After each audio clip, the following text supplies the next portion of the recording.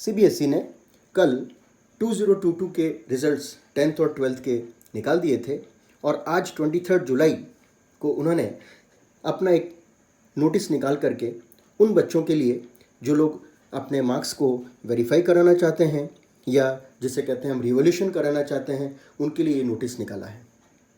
उसमें उन्होंने ये कहा है कि 3 तरह की एक्टिविटीज़ देते हैं। पहला होता है वेरिफिकेशन ऑफ मार्क्स, दूसरा होता है ऑब्टेनिंग स्कैन और photocopy of the evaluated answer book और तीसरा होता है रीइवैल्यूएशन ऑफ आंसर्स।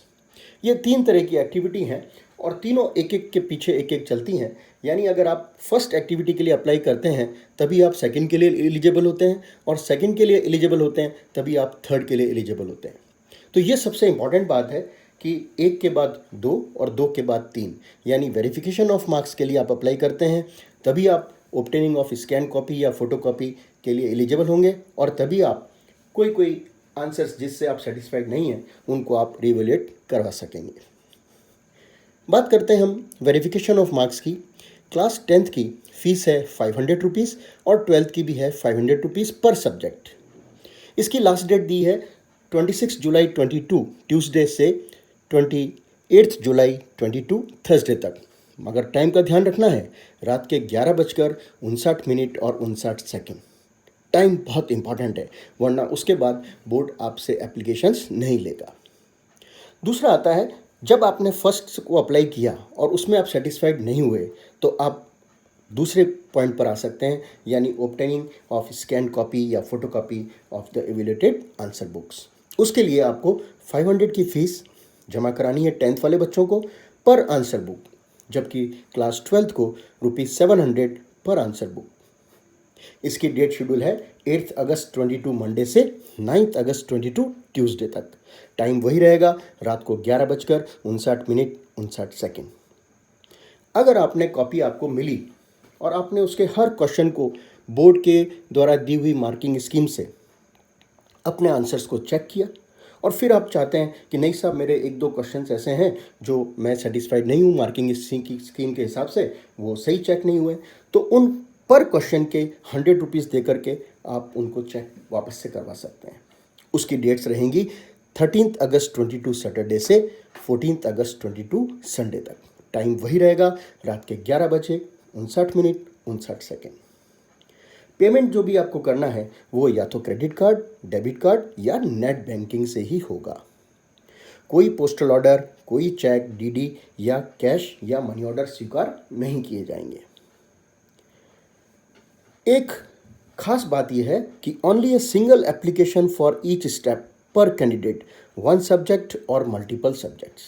बहुत इंपॉर्टेंट पॉइंट है, आपको एक बार में ही अपने सब्जेक्ट्स को सेलेक्ट कर लेना है। माना कि किसी बच्चे ने शुरू में ही 2 सब्जेक्ट सेलेक्ट कर लिए तो वो 2 सब्जेक्ट में ही आगे आगे बढ़ता जाएगा। ऐसा नहीं है कि यहाँ आपने 2 सब्जेक्ट सेलेक्ट किए और थोड़े दिन बाद आप सोचते हो नहीं भी मेरे को तीसरे सब्जेक्ट में भी कराना था, आप नहीं करा पाएंगे। इट मीन्स जो भी आपको सोचना है बहुत शुरू में बहुत ठंडे दिमाग से अपनी बोर्ड की वेबसाइट से उस सब्जेक्ट की मार्किंग स्कीम निकालिए, आपने अपना पेपर निकालिए और खुद स्वयं उसको चेक करिए कि मेरे किस क्वेश्चन में कितने नंबर आ रहे हैं और बोर्ड ने मेरे को कितने नंबर दिए हैं, क्या किसी में कोई वेरिएशन है, तभी आप उसके लिए अप्लाई करें। तो सबसे इम्पॉर्टेंट दूसरा पॉइंट आता है, आपको अपने लॉगिन अकाउंट से, जो कैंडिडेट का खुद का लॉगिन अकाउंट बनाना है, वही सीबीएसई वेबसाइट से आपको रोज़ हैंडल करना है और टाइम टू टाइम उसको आपको चेक भी करते रहना है। करेक्ट।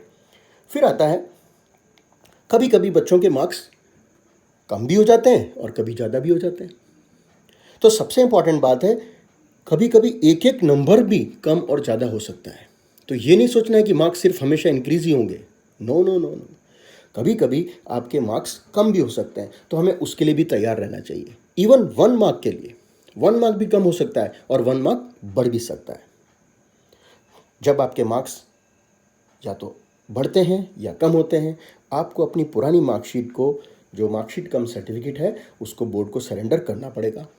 तभी आपको बोर्ड नई मार्कशीट या सर्टिफिकेट वापस से बना के देगा। तो ये सारी बातें बहुत इम्पोर्टेंट हैं कि जब आप एक एक कॉपी के लिए, एक एक मार्क्स के लिए अपना को रिवैल्यूएट कराने के लिए सोच रहे हैं तो उन स्टेप्स को हमको ध्यान रखना है।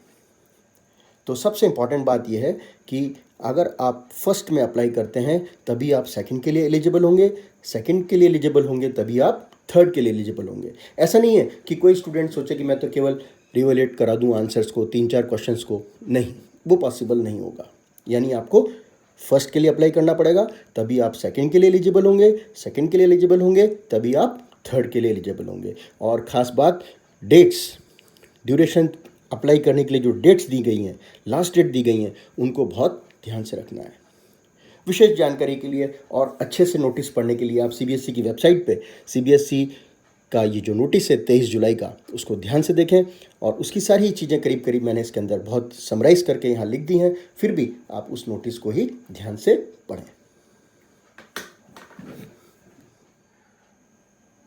स्टूडेंट्स कई बार ये पूछते हैं कि साहब वेरिफिकेशन का मतलब क्या है या रिवैल्यूएट का मतलब क्या है।